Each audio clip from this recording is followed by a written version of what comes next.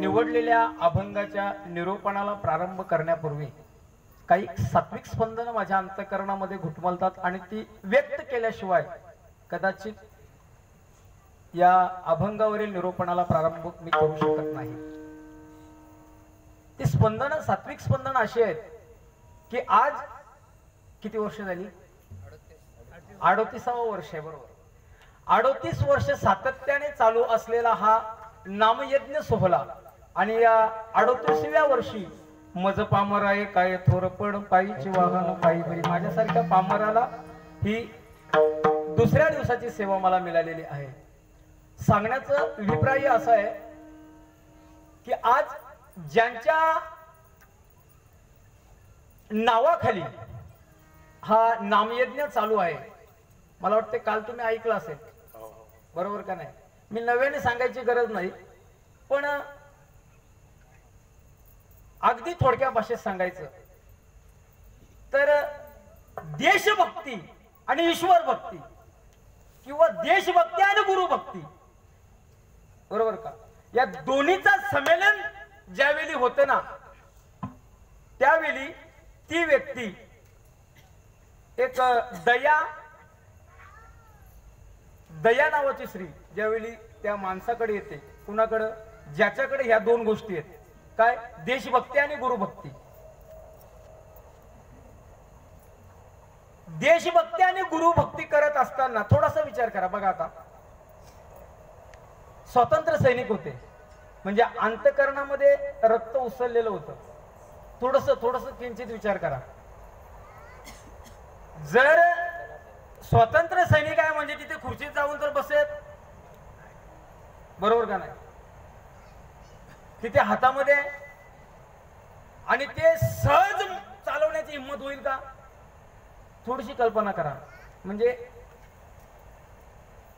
आपल्या या शरीरामध्ये जो ब्लड आहे, जो रक्त आहे, तो उसळलेला आहे आणि अशा तापलेल्या रक्तामध्ये जर गुरुची सेवा करायची, किती मोठं कठोर कार्य आहे।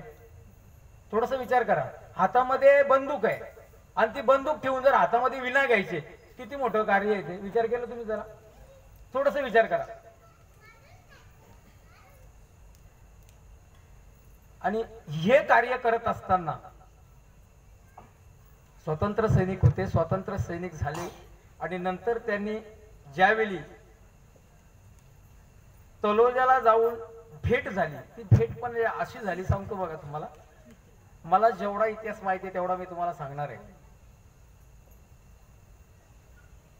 गुरुची शक्ती खूप मोठी आहे, कारण श्री गुरु सारिका असता इतरांचा लेखा, बरोबर का नाही? सद्गुरूची जर शक्ती आपल्या बरोबर असेल तर कुणाला घाबरायची गरज नाही। आणि तलोजाला ज्यावेळी गेले त्यावेळी बाबा मला अजून दिसले नाहीत का, मी गादीवर आलो, मला बाबा दिसले नाहीत अजून।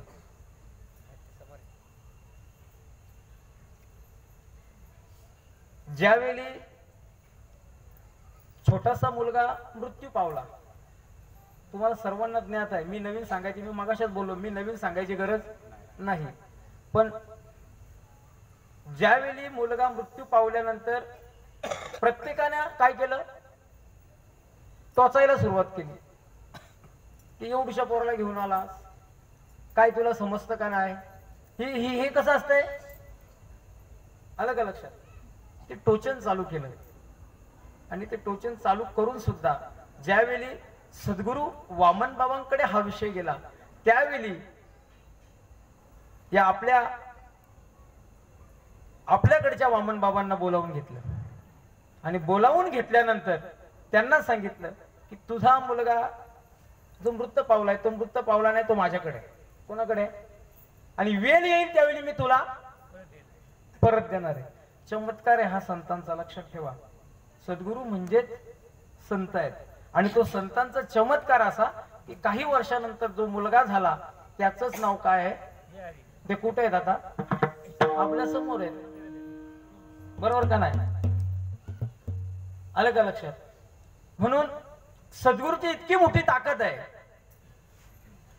सद्गुरूची इतकी मोठी ताकद आहे, त्यांच्याशिवाय सद्गुरूशिवाय या जीवनाची वाट आपल्याला सापडणारच नाही. निलोफर राय म्हणतात, कोण बताए बाट गुरु बिना, कोण बताए बाट, भ्रांत की बड़ी नदिया बीच में अहंकार की लाट, कोण बताए बाट. सद्गुरु शिवाय आपल्याला वाट कोण दाखवू शकत नाही. आणि अगदी महत्वाचं बोलू का, जर वामन बाबा इथे जर आले नसते तर आपण इथं जमा झालो असतो का? 38 वर्ष झाली असती का? आलं का लक्षात?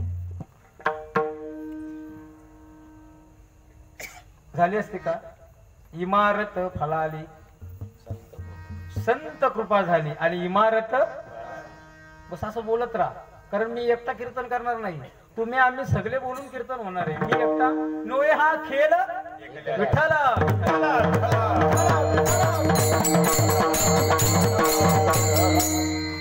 संत आपल्यासारखेच दिसतात, आपल्यासारखेच कपडे प्रदान करतात, आपल्यासारखेच चालतात, आपल्यासारखेच बोलतात, पण त्यांना सामान्य माणूस म्हणून संत नव्हते जगा मान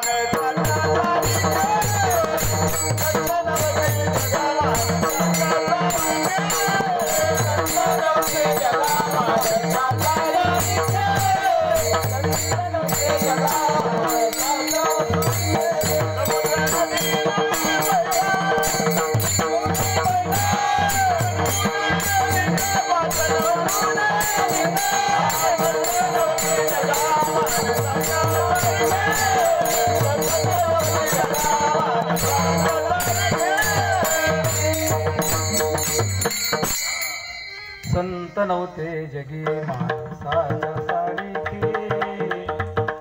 आपल्यासारखेच दिसतात पण त्यांना सामान्य माणूस म्हणून नाही. ज्यावेळी काशीवरून एक ब्राह्मण केंदूर या गावी आला, कुठे आला? केंदूर गावी आला. आणि केंदूर गावामध्ये आल्यानंतर कान्होबा पाठक यांच्या घराकडे त्यांची वाटचाल चालू झाली. प्रत्येकाला विचारत होते, कान्होबा फाटक कुठे राहतात, कान्होबा फाटक कुठे राहतात. आणि सकाळची वेळ आहे, कान्होबा फाटक आपल्या मुलांना खेळवत होते अंगणामध्ये. एक जण पाठीवर होता, एक जण मांडीवर होता, तर एक जण साईडला होता. अशी पोरं खेळत होते. आणि खेळत असताना हा काशीवरून आलेला ब्राह्मण तिथे पोहोचला आणि त्याने विचारलं, इथे कान्होबा फाटक नावाचे संत कुठे राहतात. कान्होबा फाटक उठून उभे राहिले आणि सांगितलं, याच देहाला कान्होबा फाटक म्हणतात. काशीवरून आलेला ब्राह्मण त्यांच्याकडं असा पाहू लागला की डोक्याच्या केसापासून पायाच्या नखापर्यंत. आणि मग म्हणाला, तुम्ही जर कान्होबा फाटक आहात, काशीपर्यंत कीर्ती गेली तुमची, इतका अभ्यास आहे तुमचा, काशीपर्यंत कीर्ती गेली. मला असं वाटलं इथे आल्यानंतर कुठल्या तरी अध्यायाचं ध्यान चालू असेल तुमचं, कुठल्या तरी अध्याय वाचत असतील, पण इथे आलो तर तुम्ही पोरं खेळवता. कशाचे साधू आहेत तुम्ही? कोण म्हणताय? बस एवढं कळलं तरी चिकार झाला. विठ्ठला, तुम्ही बोलत राहा, माझ्याशी बोलत राहा. आलं का लक्षात? तुम्ही माझ्याशी बोलत राहा.